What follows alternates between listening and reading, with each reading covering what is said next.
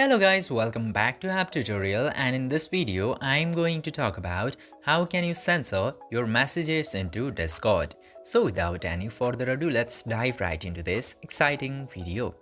Now, in order to censor your words or the sentences into your Discord, you just simply have to open it and go into the chat where you want to send the text.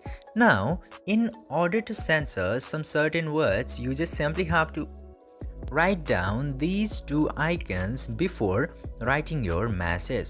For example, I'll write surprise into here and then at the end repeat the same icons 2 times and then tap to send button and your text will be sent into the censored format. As you can see here, my text is covered with this censorship. Tap to that and your censor will be removed. I can show you some other example.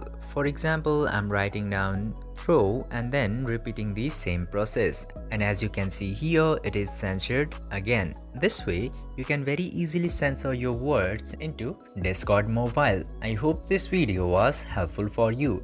If yes, don't forget to like, share and subscribe to the channel to never miss another update. Thank you for watching the video.